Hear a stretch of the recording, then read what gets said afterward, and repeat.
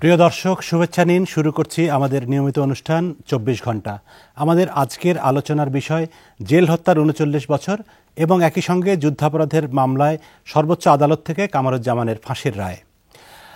আজকের এই আলোচনা অনুষ্ঠানে আমাদের স্টুডিওতে আমার সঙ্গে এই মুহূর্তে যোগ দিয়েছেন অ্যাডভোকেট মোশাররফ হোসেন কাজল। তিনি জেল হত্যা মামলার রাষ্ট্রপক্ষের কৌশলী হিসেবে দায়িত্ব পালন করেছেন। একই সঙ্গে আমার সঙ্গে রাজশাহী থেকে যোগ দিচ্ছেন রাজশাহী সিটি কর্পোরেশনের সাবেক মেয়র AHM খায়রুজ্জামান লিটন। তিনি জাতীয় চার নেতার একজন, নিহত AHM কামরুজ্জামানের ছেলে। লিটন ভাই, আপনাকে স্বাগত জানাচ্ছি। কাজল ভাই, আপনাকেও স্বাগত জানাচ্ছি। আমরা জেল হত্যা বিষয়ে আলাপ করব এবং পাশাপাশি আজকে যেহেতু একটি গুরুত্বপূর্ণ রায় হয়েছে উচ্চ আদালত, সর্বোচ্চ আদালত থেকে, সেটিও আমাদের আলোচনায় আসবে। একই সঙ্গে আপনাকে এবং দর্শক মণ্ডলী আপনাদেরকেও জানিয়ে রাখি যে এই আলোচনায় আমরা আশা করি কিছুক্ষণের মধ্যে আমাদের সঙ্গে যুক্ত হবেন আমাদের মাননীয় স্বাস্থ্যমন্ত্রী মোহাম্মদ নাসিম। তিনি এই অনুষ্ঠানের উদ্দেশ্যে রওনা হয়েছেন, কিছুক্ষণের মধ্যে এসে পৌঁছবেন এবং আমরা আশা করছি যে অনুষ্ঠানের কোনো এক পর্যায়ে আমরা আইনমন্ত্রী জনাব আনিসুল হকের সঙ্গেও কথা বলতে সক্ষম হব। কাজল ভাই, আপনাকে দিয়ে শুরু করি যে আজকের দিনটি বাংলাদেশের ইতিহাসে খুবই কলঙ্কময় একটি দিন। 15ই আগস্ট যেমন একটি কলঙ্কময় দিন, তেমনিভাবে আরেকটি কলঙ্কময় দিন হচ্ছে 3রা নভেম্বরের সেই জেল হত্যা দিবস। দুটো ঘটনা একই সূত্রে গাঁথা এবং দুটো মামলারই আপনি রাষ্ট্রপক্ষের কৌশলী হিসেবে দায়িত্ব পালন করেছেন, যে কারণে আজকে আপনাকে এই অনুষ্ঠানে আমন্ত্রণ জানানো।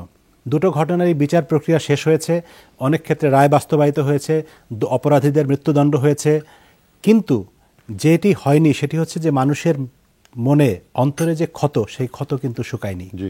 আপনার মাধ্যমে আজকে আমরা এই জিনিসটি জানতে চাই, আমাদের দর্শকরাও নিশ্চয়ই জানবেন।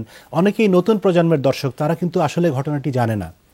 আপনি যদি আমাদেরকে একটু সংক্ষেপে বলেন যে 3রা নভেম্বরের ঘটনাটি মামলা পরিচালনা করতে গিয়ে আপনি কি পেয়েছিলেন, কি কারণে তাদেরকে হত্যা করা হয়েছিল, এই জাতীয় চার নেতাকে, কারা এই হত্যাকাণ্ডের সঙ্গে জড়িত ছিল এবং তাদের কি উদ্দেশ্য ছিল? দেখেন, 1975-এর 15ই আগস্টে বঙ্গবন্ধুকে হত্যা করার পর এই যে জাতীয় চার নেতা যাদেরকে পরবর্তীতে জেলখানায় হত্যা করা হয়েছে, তাদেরকে খুবই মোস্তাক আহমদ এবং তার দলবল যারা ছিল, কর্নেল ফারুক রশিদ থেকে শুরু করে মেজর ডালিম থেকে আরম্ভ করে যারা খন্দকার মোস্তাকের অনুসারী যারা ছিলেন, তারা এই জাতীয় চার নেতাকে তাদের দলে ভিড়ানোর জন্য অনেক চেষ্টা করেছিলেন। কিন্তু কোনো অবস্থাতেই এই জাতীয় পর্যায়ের যে চার নেতা, তারা খন্দকার মোস্তাক আহমদের কোনো আহ্বানে সাড়া দেননি। আমরা এভিডেন্সে এটাও পেয়েছিলাম, মেজর ডালিম বেশ কয়েকবার চেষ্টা করেছিল এই জনাব তাজউদ্দিন আহমদ সহ অন্যান্য জাতীয় চার নেতা তাদের সাথে কথা বলে তাদেরকে কনভিন্স করে বা কোনোভাবেই তাদেরকে তাদের দলে ভিড়ানো যায় কিনা। 1975-এর 15ই আগস্টে বঙ্গবন্ধুকে হত্যা করার পর এই খুনি চক্রটা বঙ্গভবনে আশ্রয় নিয়েছিল এবং বঙ্গভবন থেকে তারা তখন এই মোস্তাকের নেতৃত্বে, এই কর্নেল ফারুক রশিদের নেতৃত্বে তখন তারা দেশ পরিচালনা করছিল। আমরা জানতে পেরেছিলাম আমাদের মামলার মধ্যে যে 1975-এর 16ই অক্টোবর তখনকার দিনে যে গণভবনে একটা সমাবেশ করা হয়েছিল এমপি সাহেবদেরকে নিয়ে, এবং সেই সমাবেশে চেষ্টা করা হয়েছিল যে এমপি সাহেবরা মোস্তাক আহমদকে কোনোভাবে সমর্থন করেন কিনা। তখন আমার শিক্ষক জনাব সিরাজুল হক সাহেব, অধ্যাপক আলী আশরাফ সাহেব, এরকম কিছু লোক শিক্ষক তারা তখন এই মোস্তাক আহমদের এই বর্বরচিত এই ঘটনার, বঙ্গবন্ধু এবং তার পরিবারের সদস্যদেরকে হত্যা করার কারণ জানতে চেয়ে তাদের এই যে সভা যেটা দেখেছিল সেখানে বিদ্রোহ করেছিলেন। এবং পরবর্তীতে সেই এমপিদের যে আগমন এবং মোস্তাক আহমদের যে ইচ্ছা ছিল জনসমর্থন নেওয়ার, এবং সেইখান থেকে সমর্থন না পাওয়ার পর তারা জানতে পারলো এবং বুঝতেও পারলো যে এই জাতীয় পর্যায়ে যারা আছেন এই চার নেতা, তাদেরকে তা হত্যা করতে হবে। এবং মোস্তাক আহমদ 75-এর 15ই আগস্টের পর থেকে বঙ্গভবনে বসে থেকে এই খুনি চক্রের মদতে জেলখানায় এই জাতীয় পর্যায়ের চার নেতাকে হত্যা করার নীল নকশা স্থাপন করেন এবং সফল হন। আচ্ছা, হত্যাকাণ্ডের প্রক্রিয়া সম্পর্কে আমরা আপনার কাছ থেকে জানবো যে কি উপায়ে জেলখানায় গিয়ে তাদেরকে হত্যা করা হয়েছিল, সেটি খুবই একটি গুরুত্বপূর্ণ বিষয়। কিন্তু তার আগে আমরা একটু রাজশাহীতে যাব। রাজশাহীতে রয়েছেন আমাদের সঙ্গে খায়রুজ্জামান লিটন। খায়রুজ্জামান লিটন, আপনার কাছে যেটি জানতে চাই সেটি হচ্ছে যে আপনি জাতীয় চার নেতার একজনের পরিবারের সদস্য, আপনার পিতাকে আপনি হারিয়েছিলেন ৩৯ বছর আগের এই দিনে। তখন আপনি খুবই শিশু ছিলেন, এক অর্থে বলতে গেলে শিশুই ছিলেন। এত বছর পরে এসে বিচার প্রক্রিয়া শেষ হয়েছে, কিন্তু সামগ্রিকভাবে আপনার কাছে কি মনে হয় যে জাতীয় চার নেতাকে হত্যা করার মধ্য দিয়ে যে কলঙ্কজনক অধ্যায়ের সূচনা হয়েছিল বাংলাদেশে, মানে বঙ্গবন্ধু হত্যার মধ্য দিয়ে সূচনা হয়েছিল এবং সেটিকে আরও এগিয়ে নিয়েছিল চার নেতা হত্যাকাণ্ডের মধ্য দিয়ে, আজকে ৩৯ বছর পরের বাংলাদেশে এসে আমরা কি সেই জায়গাটি অতিক্রম করতে পেরেছি? ধন্যবাদ আপনাকে জয় মামুন। আসলে যে ৭৫ সালের যে মর্মান্তিক ঘটনাগুলি ঘটেছিল এবং খুবই বাংলাদেশের জন্য কলঙ্কজনক ঘটনা, জাতির জনককে সপরিবারে, অলমোস্ট সপরিবারে, দুইটি কন্যা বাদ দিয়ে সবাইকে হত্যা করা এবং তারপরে জাতীয় চার নেতাকে জেলখানায়, সারা পৃথিবীর ইতিহাসে বিরলতম ঘটনা, জেলখানায় ঢুকে হত্যা করা, এইগুলো একই সূত্রে গাথা। এবং এগুলোর যারা নেপথ্য নায়ক তারাও এক, বেনিফিশিয়ারি যারা ছিলেন পরবর্তীতে রাষ্ট্র ক্ষমতা দখল করলেন। মোস্তাক তো ছিলেন জাস্ট একটা, মানে আমি বলবো শিখণ্ডী, তার পিছনে ছিলেন আসলে জিয়াউর রহমান এবং তিনি তার উদ্দেশ্য চরিতার্থ করেছিলেন এবং সেইটা পরবর্তীতে দেশটাকে পুরোপুরি উল্টো পথে নিয়ে আবার একটা পাকিস্তান বা একটা সাম্প্রদায়িক রাষ্ট্র বা ভারত বিরোধী একটা রাষ্ট্রে পরিণত করার প্রক্রিয়ায় তিনি লিপ্ত হয়েছিলেন। তো আজ এত বছর পরে বিচারিক যে প্রক্রিয়া সম্পন্ন হয়েছে সেটির জন্য আমি অত্যন্ত কৃতজ্ঞ মাননীয় প্রধানমন্ত্রী, আমাদের বর্তমান আওয়ামী লীগ সভানেত্রী জননেত্রী শেখ হাসিনার প্রতি, তার ঐকান্তিক প্রচেষ্টায় এবং আমাদের আইনজীবীদের কাজের কারণেই আজকে এই রায়টি আমরা পেতে চলেছি।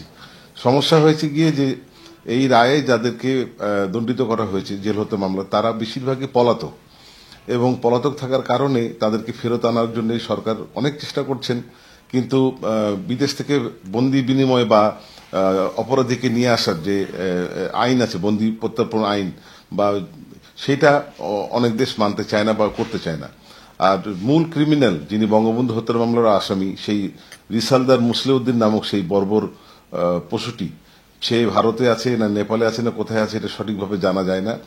আমি আশা করছি, আমি জানি যে সরকার চেষ্টা করছেন তাদেরকে ধরে নিয়ে আসার এবং দেশে তাদের ফাঁসির রায় কার্যকর করা, যেমন বঙ্গবন্ধু হত্যার রায় কার্যকর করার মাধ্যমে আমরা অনেকটাই কলঙ্কমুক্ত হয়েছি।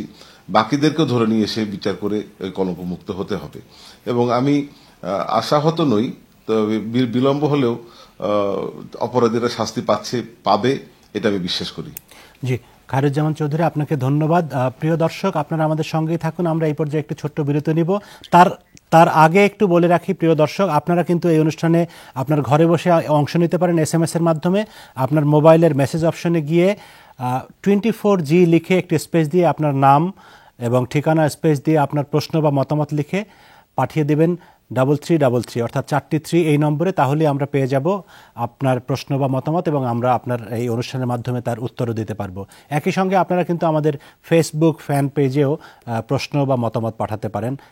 ফেসবুক ফ্যান পেজের ঠিকানা আমাদের টেলিভিশন স্ক্রিনে আপনি দেখতে পাচ্ছেন। প্রিয় দর্শক, ছোট্ট বিরতি।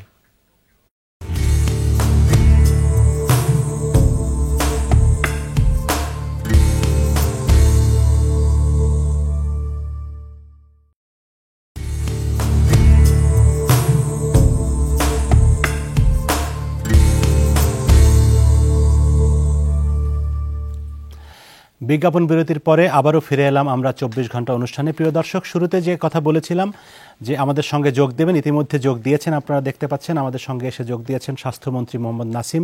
তিনি জাতীয় নেতা নিহত ক্যাপ্টেন M মনসুর আলীর সন্তান। সেই হিসাবেই আজকের এই অনুষ্ঠানে আমরা তাকে আমন্ত্রণ জানিয়েছি। মোহাম্মদ নাসিম, অনেক ধন্যবাদ, আপনি কষ্ট করে এসেছেন। আমরা জানি যে আজকে অনেক ভোরে আপনাদের কর্মসূচি শুরু হয়েছিল, তারপরেও আপনি কষ্ট করে এসেছেন, সেজন্য আপনার কাছে কৃতজ্ঞতা এবং ধন্যবাদ। আমরা অনুষ্ঠান একটু আগে শুরু করেছি। আমরা আসলে বলছিলাম যে জাতীয় চার নেতা হত্যাকাণ্ডের ঘটনায় প্রসিকিউটর হিসেবে মোশাররফ হোসেন কাজল সাহেব তিনি তার অভিজ্ঞতা বর্ণনা করছিলেন। আপনার কাছে যেটি জানতে চাই যে আমাদের সঙ্গে আরও আছেন খায়রুজ্জামান লিটন আছেন, তিনি রাজশাহী থেকে যোগ দিচ্ছেন। তার কাছেও প্রশ্নটি করেছিলাম, আপনার কাছেও করতে চাই যে 1975 সালে বঙ্গবন্ধুকে হত্যা করার মধ্য দিয়ে যে কলঙ্কিত ঘটনার শুরু হয়েছিল, সেটির চূড়ান্ত রূপ দেওয়া হয়েছিল জাতীয় 4 নেতাকে হত্যা করে, মানে বঙ্গবন্ধুর প্রধান সহযোগী যারা ছিলেন। সেই যে কলঙ্ক আমরা যে কলঙ্কিত হলাম, সেখান থেকে গত 39 বছর ধরে নানা চড়াই উতরাই পার হয়ে আজকে একটা গণতান্ত্রিক সমাজ ব্যবস্থা বিনির্মাণের পথে আমরা অনেক দূর অগ্রসর হয়েছি। আপনার কাছে কি মনে হয় যে ওই ক্ষত আমরা কতখানি কাটিয়ে উঠতে পেরেছি, বা এখন আমরা কোন অবস্থায় আছি? আপনাকে আন্তরিক ধন্যবাদ।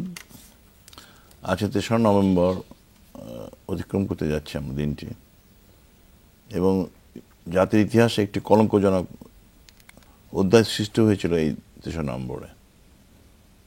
4 জন কারাবন্দী নেতাকে সেদিন বন্দী অবস্থা নির্মমভাবে হত্যা করা হয়েছে ঢাকা সেন্ট্রাল জেলে, এবং কোনো বন্দী মানুষকে এভাবে হত্যা করতে পারে এটা একমাত্র বাংলাদেশে সম্ভব হয়েছিল। কারণ এই বাংলাদেশেরই জাতির জনককে নির্মমভাবে হত্যা করেছে 15 আগস্টে।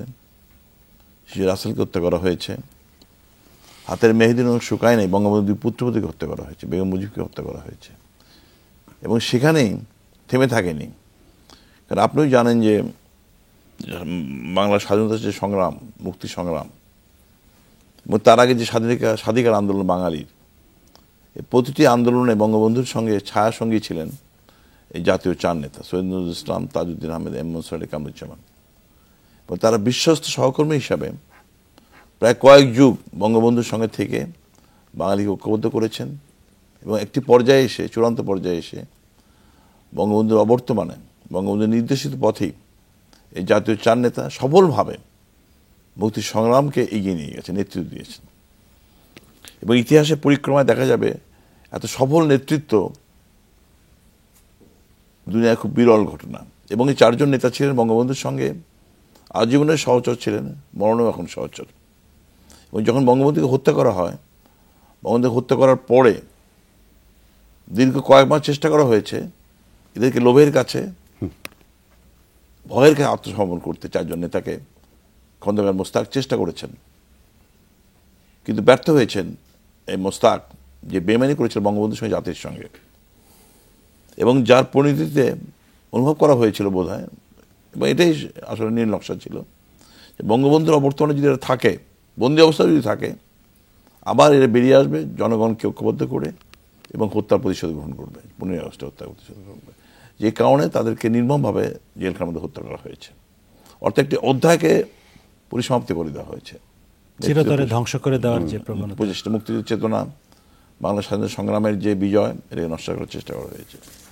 এবং আপনি যদি লক্ষ্য করে দেখেন, সংবিধানে উল্লেখ করে দেওয়া হয়েছে যে যিনি মোস্তাক করেছিল, একটা আদেশ বলে, যেটা জিয়াউর রহমান আসলে জারি করে অধ্যাদেশ করেছিল, আইনে পরিণত করেছিল, যে এই হত্যাকাণ্ডের বিচার হবে না, বঙ্গবন্ধু হত্যার বিচার হবে না, ইন্ডেমনিটি আইন, কালো আইন করে, যেটি 21 বছর বলতে গেলে তারও বেশি সময় লালন করেছে বিভিন্ন সরকার। জিয়াউর রহমান করেছেন, এরশাদ সাহেব করেছেন, খালেদা জিয়া সরকার করেছে।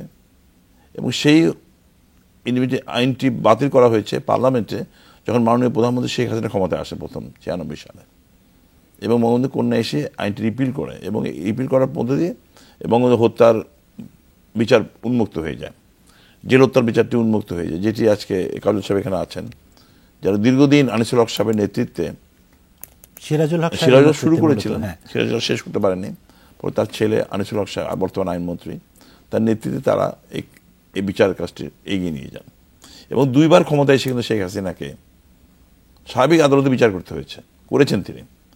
ট্রাইব্যুনালের কথা এসেছিল, এমনকি সামারি ট্রায়ালের কথা হয়েছিল, মার্শাল কোর্টে করার কথা হয়েছিল, মানে সামরিক আইনে করার কথা দাবি এসেছিল, কিন্তু বঙ্গবন্ধু কোনো তা করেনি, তিনি স্বাভাবিক আইনে বিচার করেছেন। লোয়ার কোর্টে বিচার হয়েছে।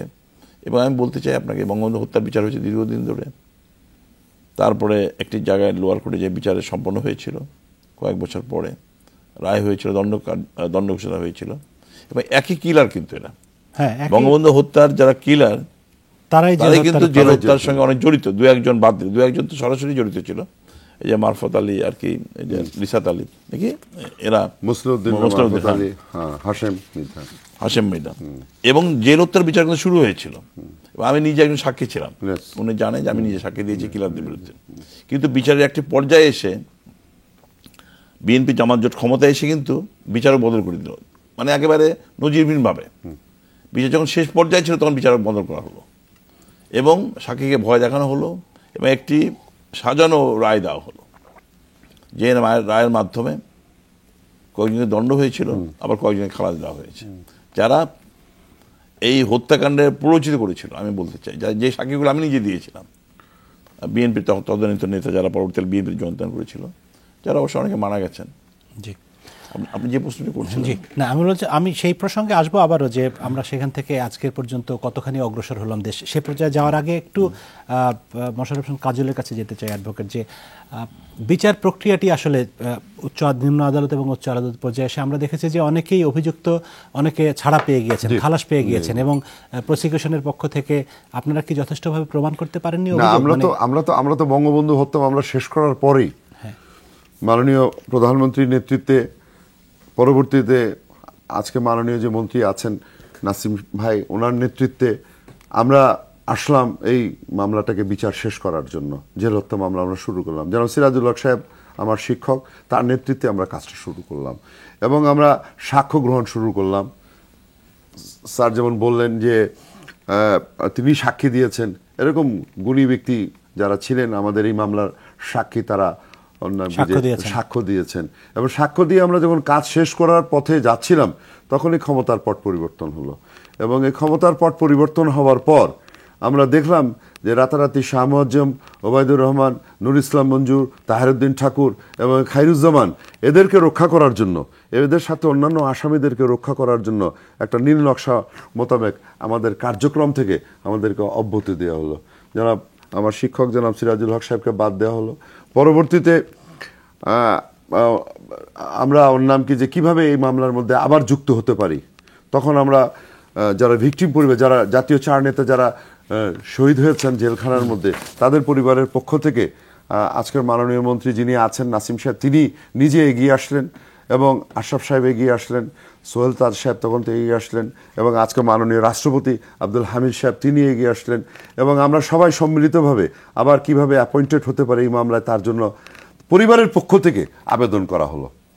আবেদন করার পর পরিবারের পক্ষ থেকে আমাদেরকে নিযুক্তিও দেওয়া হলো, কিন্তু আমাদেরকে কাজ করার সুযোগ দেওয়া হলো না। আবার আমাদের কাছ থেকে কাগজপত্রগুলো কেড়ে নিয়ে যাওয়া হলো। পরবর্তীতে তারা তাদের যে পাবলিক প্রসিকিউটর আছে, সেই প্রসিকিউটরের নেতৃত্বে এই বিচার কার্য পরিচালনা করার জন্য আমাদেরকে চাকরিতে অব্যাহতি দিল এবং এই অব্যাহতি দেওয়ার উদ্দেশ্যই ছিল তখনকার দিনে, আমরা মনে করি অ্যাজ প্রসিকিউটর, আমি এখান থেকে বলতে চাচ্ছি যে এই শাহ মুয়াজ্জম, নুর ইসলাম মঞ্জু, ওবায়দুর রহমান, শাহ মুয়াজ্জম, তাহেরউদ্দিন ঠাকুর এবং খায়রুজ্জামান, এদেরকে মেজর খায়রুজ্জামান, তাদেরকে যারা যে কোনোভাবে ওরিমারি পারি যেভাবেই হোক এই মামলা থেকে তাদেরকে মুক্তি পেতে হবে। এবং আমি আপনার মাধ্যমে জানাতে চাচ্ছি যে মেজর খায়রুজ্জামান পরবর্তীতে মামলা থেকে মুক্ত হন এবং তাকে পুরস্কৃত করা হয়, তাকে আবার বারবার অ্যাম্বাসেডর বানানো হয়, রাষ্ট্রদূত বানানো হয়, এই পর্যায়ে পর্যন্ত গিয়েছে। তা আমরা এই ক্ষমতার পরিবর্তনের পরে এই বিএনপি জামাত জোট যে সরকার এসেছিল, সেই সরকারের আইন মন্ত্রণালয়ের কারসাজিতে পরবর্তীতে আমরা এই মামলা থেকে বাদ পড়ার ফলশ্রুতিতে জাতীয় চার নেতার পরিবারের পক্ষ থেকে আমরা নিযুক্ত হওয়া সত্ত্বেও আমরা আমাদের কাজ সম্পাদন করতে পারলাম না। এবং পরবর্তীতে আপনি রায়ের খবর জানেন যে 15 জনের মধ্যে 5 জনকে খালাস দেওয়া হলো, 3 জনকে মৃত্যুদণ্ড দেওয়া হলো এবং বাকি 12 জনকে এই মামলার মধ্যে যাবজ্জীবন শাস্তি দিল। যারা বঙ্গবন্ধুকে হত্যা করলেন, যারা বঙ্গবন্ধুকে হত্যা করেছে, বঙ্গভবন দখল করেছে, বঙ্গভবন থেকে রাতের অন্ধকারে মিলিটারি পাঠিয়ে সেই মুসলিউদ্দিন মারফত আলী হাশেমকে পাঠিয়ে জেলখানা খুলে জাতীয় চার নেতাকে এক কক্ষের মধ্যে নিয়ে এসে যারা হত্যা করলো, জি জি, তারা কিভাবে যাবজ্জীবন প্রাপ্ত আসামি সাজা পেল, এটা আমরা বুঝতে পারি। কাজল ভাই, এই আলোচনায় আমরা আবার আপনার কাছে ফিরে আসবো। তার আগে আমাদের সঙ্গে যোগ দিয়েছেন বনানীতে তার বাসভবন থেকে বর্তমান আইনমন্ত্রী অ্যাডভোকেট আনিসুল হক। তিনি একই সঙ্গে জেল হত্যা মামলার এবং বঙ্গবন্ধু হত্যা মামলার প্রসিকিউটর হিসেবে কাজ করেছেন। তার প্রয়াত পিতা প্রধান কৌশলী হিসেবে কাজ করেছেন যিনি, তার নেতৃত্বে আমরা পরবর্তীতে কাজ করেছি এবং তার পিতা এটা সূচনা করেছিলেন। নিশ্চয়ই তিনি আমাদের শিক্ষক ছিলেন, সর্বোপরি তিনি এই মামলা, বঙ্গবন্ধু মামলা, এই মামলাকে এগিয়ে নিয়ে গিয়েছেন। মাননীয় আইনমন্ত্রী, আপনাকে স্বাগত জানাচ্ছি 24 ঘন্টা অনুষ্ঠানে। আপনি অনেক কষ্ট করেছেন আজ সারাদিন, তারপরেও যে আপনি আমাদেরকে সময় দিচ্ছেন সেজন্য আপনাকে ধন্যবাদ জানাই, কৃতজ্ঞতা জানাই। আমরা এখানে আলোচনা করছিলাম জেল হত্যা মামলার ব্যাকগ্রাউন্ড নিয়ে, অর্থাৎ আপনারা যে পর্যন্ত মামলাটা এগিয়ে নিয়ে গিয়েছিলেন, তারপরে সরকার পরিবর্তনের পরে কিভাবে আপনারা আবার পিছিয়ে গেলেন, সেই আলোচনাটি, সেই কথাটি বলছিলেন অ্যাডভোকেট মোশাররফ হোসেন কাজল। আপনার কাছে একটু জানতে চাই যে আপনার তো অভিজ্ঞতা সবচেয়ে বেশি, কারণ আপনার নেতৃত্বে এই মামলাটি পরিচালিত হয়েছে। জেল হত্যা মামলায় শেষ পর্যন্ত যে বিচার হয়েছে সেটি কি যথার্থ বিচার হয়েছিল, নাকি এর মাঝখানে সরকার পরিবর্তনের কারণে কোথাও কোনো ঘাপলা, কোথাও কোনো ষড়যন্ত্র, কোথাও কোনো অংশ বাদ কাটছাট হয়েছে?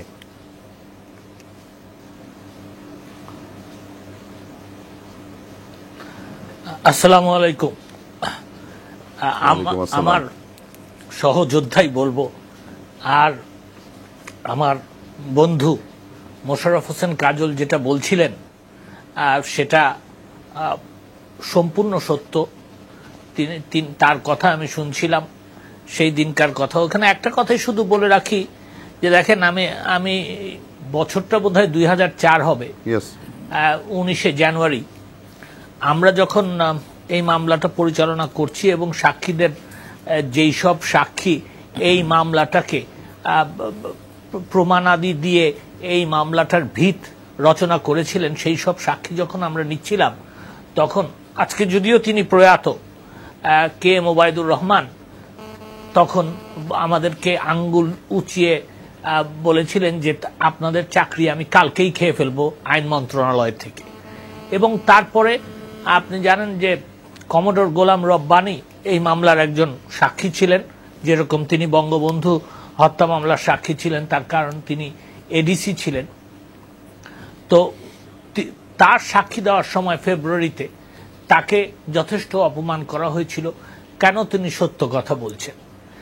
এই সব প্রেক্ষিতে মার্চ মাসের 24 তারিখে আমরা যারা প্রসিকিউশন টিমে ছিলাম, আমরা সকলে পদত্যাগ করি। তার কারণ হচ্ছে তখনই আমরা পরিষ্কারভাবে বলেছিলাম যে এই মামলার যে রায় হবে সেই রায়ে বিচার ঠিক মতো হবে না, এবং আমরা যদি সেটার সঙ্গে থাকি তাহলে সেটাকে এন্ডোর্স করা হবে। আমরা 24শে মার্চ 2004 সালটা 2000, হ্যাঁ, আমরা পরিষ্কারভাবে এটা বলে দিই। এবং যখন রায় হয় তখন ঠিকই দেখতে পারি যে কে এম ওবায়দুর রহমান, তাহেরউদ্দিন ঠাকুর, নুরুল ইসলাম মঞ্জু, আর এই যে মেজর খায়রুজ্জামানের কথা বললেন, শাহ মোয়াজ্জেম, এই 5 জনকে খালাস করে দেওয়া হয়। আমি একটা কথা এখানে পরিষ্কারভাবে বলতে পারি যে বিচারিক আদালতে এই মামলার সুষ্ঠু বিচার হয় নাই। যখন আমরা তখন এই 4 জাতীয় নেতার পরিবারের সদস্যরা হাইকোর্টে রিট করেছিলেন আবার এই মামলাটা ট্রায়াল করার জন্য, এবং সেই রিটেও হাইকোর্ট তখন আমাদের বিপক্ষে রায় দিয়েছিল।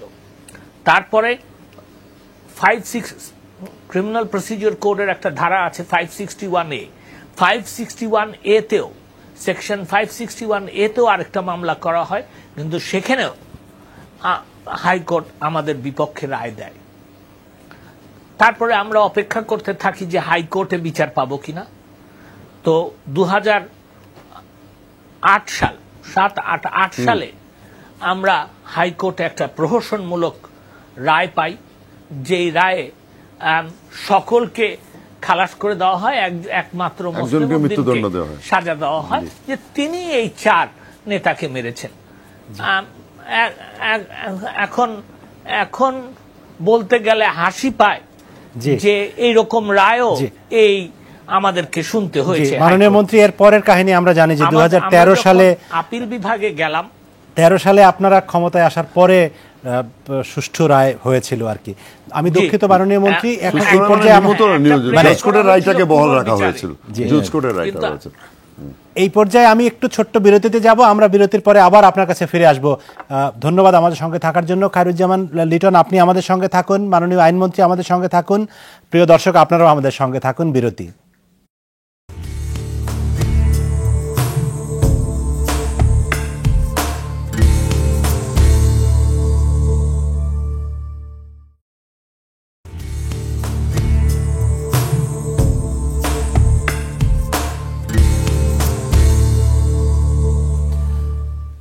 বিরতির পরে আবারও স্বাগত জানাচ্ছি 24 ঘন্টা অনুষ্ঠানে।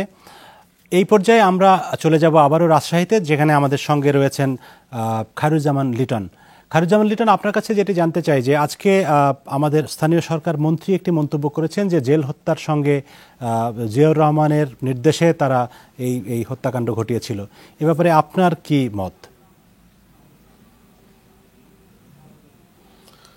এটা তো একেবারে পরিষ্কার যে লরেন্স লিটসুট যে বইটি লিখেছেন সেই বইয়ে পরিষ্কার উল্লেখ করা আছে যে ডালিম বা ফারুক রশিদ যারা পদভ্রষ্ট সেনা কর্মকর্তা তারা জিয়াউর রহমানের সঙ্গে একাধিকবার দেখা করেছেন, সিটিং মিটিং সবকিছু করেছেন এবং তার অনুমতি নিয়েছেন। জিয়াউর রহমান অত্যন্ত ধূর্ত মানুষ ছিলেন, তিনি বলেছিলেন যে আমি তোমাদের সঙ্গে আছি, গো অ্যাহেড, তোমরা কাজটি করো, আমি তোমাদের সঙ্গে আছি। এবং পরবর্তী ইতিহাস তাই প্রমাণ করে। তিনি কাজটি তাদেরকে দিয়ে করে দিয়ে তাদেরকে দেশের বাইরে পাঠিয়ে দিয়ে নিরাপদে বিদেশে চাকরির ব্যবস্থা করে দিয়ে তিনি ক্ষমতা দখল করলেন এবং জেকে বসলেন একেবারে ক্ষমতায়। তো কাজে আমি আশরাফ ভাইয়ের সঙ্গে সম্পূর্ণ একমত যে আসল বেনিফিশিয়ারি ছিল জিয়াউর রহমান এবং তার হাতে সৃষ্ট সেই বিভিন্ন জায়গা থেকে আগত সুবিধাভোগী, ক্ষমতালোভী, দুর্নীতিবাজ বিভিন্ন ছোট ছোট দল ভেঙে যাদেরকে নিয়ে আসলেন, নিয়ে এসে বিএনপি নামক দল গঠন করলেন। তারাই হচ্ছেন আসল সুবিধাভোগী এবং আসল লক্ষ্য ছিল তাদের যে ৭১-এর পরাজয়ের প্রতিশোধ তারা নেবেন, সেটা জিয়াউর রহমানকে দিয়ে বাস্তবায়ন করেছেন। জি, আপনাকে ধন্যবাদ। আমরা আবারও একটু মাননীয় আইনমন্ত্রীর কাছে যাব। মাননীয় আইনমন্ত্রী, আপনার কাছে প্রসঙ্গটি একটু, যেটি খায়রুজ্জামান লিটন বলছিলেন যে মূল উদ্দেশ্য হচ্ছে মুক্তিযুদ্ধের চেতনার বাংলাদেশকে পিছু হটিয়ে আবার পাকিস্তানের আদলে বাংলাদেশ গড়ে তোলা, অন্য অর্থে পাকিস্তানকেই পুনঃপ্রতিষ্ঠিত করা। সেই জায়গায় কিন্তু আজকে আমরা অন্য যে প্রসঙ্গটিতে আলোচনা করতে চাই সেটি হচ্ছে আমাদের যুদ্ধাপরাধীদের বিচার। আপনি এখন সরকারের গুরুত্বপূর্ণ আইন মন্ত্রণালয়ের দায়িত্বে নিয়োজিত আছেন এবং আপনার মন্ত্রণালয়ের অধীনে সরকারের মানে রাষ্ট্রপক্ষের প্রসিকিউশনের আইনজীবীদের চেষ্টায় আমরা দেখতে পাচ্ছি একের পর এক যুদ্ধাপরাধ ট্রাইব্যুনালে, আন্তর্জাতিক অপরাধ ট্রাইব্যুনালে রায় হচ্ছে এবং আজকে সর্বোচ্চ আদালত থেকে একটি রায় হয়েছে। যুদ্ধাপরাধী হিসাবে কামরুজ্জামানের যে ট্রাইব্যুনালের রায় সেটি বহাল রেখেছেন মহামান্য আপিল বিভাগ। এই বিষয়ে আপনার কাছে জানতে চাই যে এই রায়, এই যে একের পর এক রায় ঘটছে এবং গত কয়েকদিনে তিনটি রায় ঘটলো এবং এটি খুবই গুরুত্বপূর্ণ ঘটনা, এই ধারাটি আমরা কিভাবে এগিয়ে নিয়ে যাব?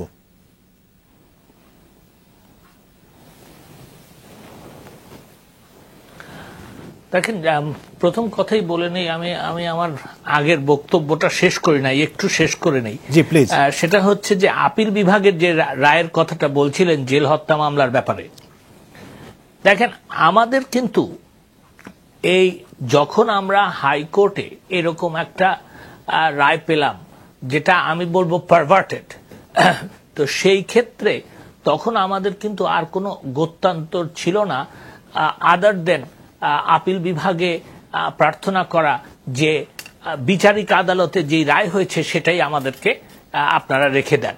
সেই কারণেই কিন্তু এবং আপিল বিভাগ কিন্তু সেই রায় রাখতে গিয়ে আপিল বিভাগ কিন্তু এই অবজারভেশনও দিয়েছেন যে এই মামলায় বিচারের ব্যাপারে যথেষ্ট গাফিলতি আছে।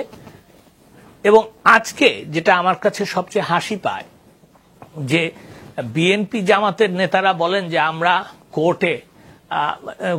কোর্টে ওনাদের বিরুদ্ধে মামলার ব্যাপারে কোর্টকে প্রভাবান্বিত করছি, কিন্তু ওনারা নিজেরা জেল হত্যার মতন একটা নৃশংস হত্যা মামলায় কিভাবে যে আদালতকে প্রভাবিত করেছেন, বিচারিক আদালতকে বিশেষভাবে ওনাদের সময়, সেটা আমার মনে হয় যে বাংলাদেশে নজিরবিহীন।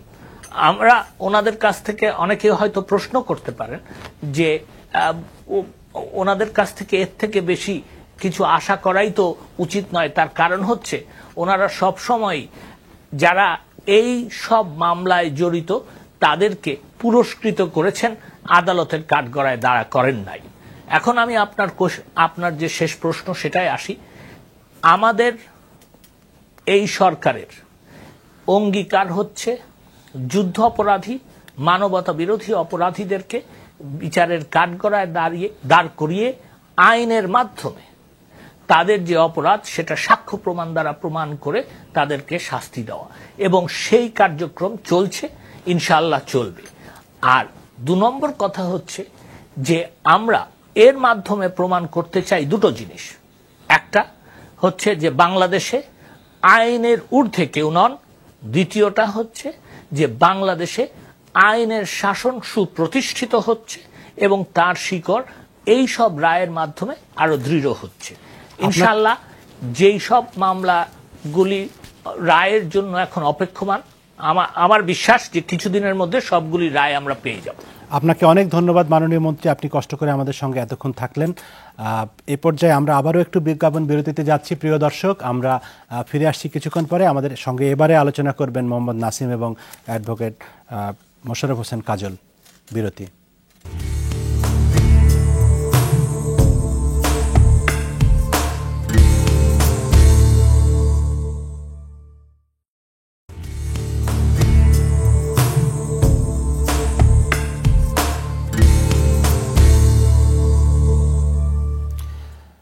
প্রিয় দর্শক, আপনারা দেখছেন 24 ঘন্টা। বিরতির আগে আমরা কথা বলছিলাম যুদ্ধাপরাধী কামারুজ্জামানের ফাঁসির রায় সম্পর্কে। আমাদের সঙ্গে আছেন মোহাম্মদ নাসিম এবং অ্যাডভোকেট মোশাররফ হোসেন কাজল। মোহাম্মদ নাসিম, আপনার কাছে যেটি জানতে চাই এই কামারুজ্জামানের রায় প্রসঙ্গে, যে যুদ্ধাপরাধীদের বিচার প্রক্রিয়া চলছে, বিচারের রায় কার্যকর হচ্ছে, একজনের ফাঁসি হয়েছে, আরও একজনের চূড়ান্ত রায় হলো, একটা প্রক্রিয়ার ভিতর দিয়ে যাচ্ছে, কিন্তু যেই আলোচনাটি সামনে আসে সবসময় সেটি হচ্ছে যে যুদ্ধাপরাধী প্রতিষ্ঠান হিসেবে, সংগঠন হিসেবে জামায়াতে ইসলামের বিচার। কারণ জামায়াতে ইসলামের নেতৃত্বেই এই লোকগুলো সংগঠিত হয়েছিল এবং তারা এখন যারা অপরাধী হিসেবে আদালতে বিচারাধীন বা দণ্ডিত হয়েছেন তারা সবাই তখন জামায়াত ইসলামের নেতা ছিলেন।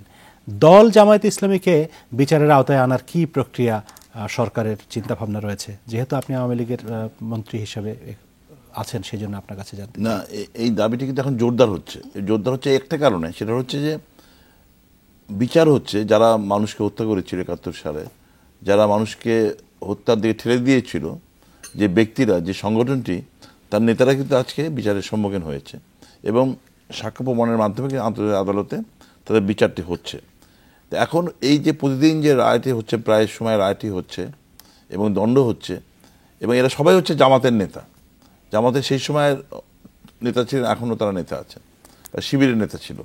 এখন কিন্তু এই যে দাবিটি, এটা জোরদার হচ্ছে কিন্তু, কারণ এই যে দলের সঙ্গে যারা জড়িত ছিল, যারা এই কর্মকাণ্ডটি পরিচালিত করেছে জামাত ইসলামের নামে, 71-এর ঘাতক হিসাবে পাকিস্তানকে সাহায্য করেছিল, পথ দেখিয়েছে, গ্রামের মানুষকে জ্বালিয়ে দেওয়ার ব্যবস্থা করেছে, মানুষকে গ্রামে গ্রামে জ্বালিয়ে দিয়ে সর্বন্ত জ্বালিয়ে দিয়েছে, এই দলটি সেই নেতৃত্ব দিচ্ছে। সেই জন্য আমি মনে করি যে এই দাবিটি যে উঠছে আজকে, এই দাবির পিছনে জনমত তৈরি হয়ে যাচ্ছে। কারণ আমাদের অঙ্গীকার ছিল নির্বাচনে 2008 সালে মাননীয় প্রধানমন্ত্রী শেখ হাসিনার নেতৃত্বে যে আমরা বিচার করবো যদি ক্ষমতা যেতে পারি, এবং সেই অঙ্গীকার আমরা রক্ষা করেছি। তো আমার মনে হয় যে আজকে একটি সুপ্রিম কোর্টের রায়ও বোধহয় আছে, হাইকোর্টের রায়ও আছে, ফ্যাসিস্ট দল হিসেবে এই জামাত ইসলামের ব্যাপারে, এদের ব্যাপারে একটা অবজারভেশন আছে আমার হাইকোর্টে। আমার মনে হয় এখন এটা আমাদের বিবেচনা করতে হবে।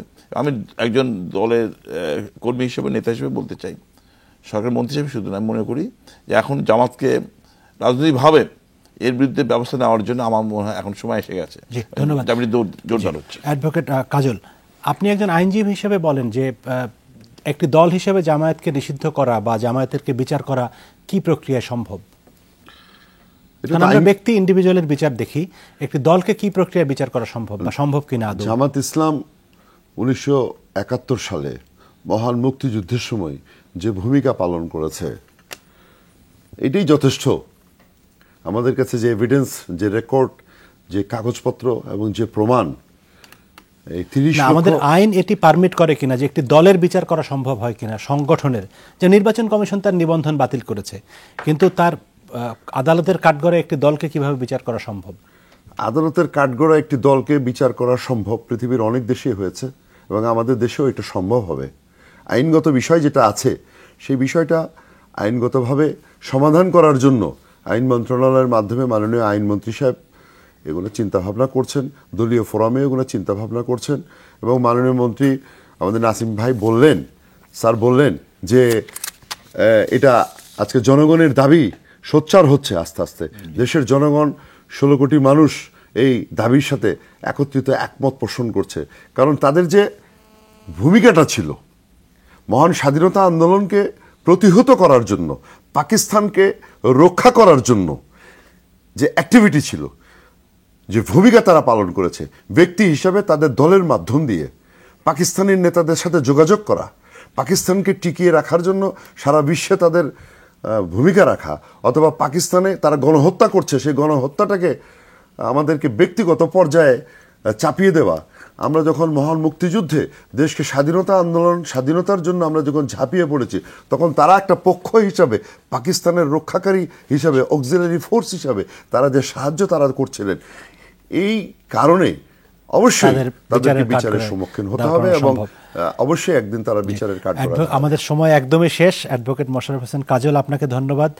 মাননীয় মন্ত্রী মোহাম্মদ নাসিম, আপনাকেও ধন্যবাদ। এবং প্রিয় দর্শক, আপনাদেরকে আরও বেশি ধন্যবাদ। আপনারা এতক্ষণ আমাদের সঙ্গে থেকে এই অনুষ্ঠান দেখেছেন, আপনারা আলোচনায় অংশ নিয়েছেন, SMS পাঠিয়েছেন, অনেকে ফেসবুকে অংশ নিয়েছেন। এবং আমরা ধন্যবাদ জানাচ্ছি মাননীয় আইনমন্ত্রীকে, মাননীয় খায়রুজ্জামান লিটনকে। আজকের মতো এখানেই অনুষ্ঠান শেষ করছি। দেখা হবে আবারও আগামীকাল। শুভরাত্রি।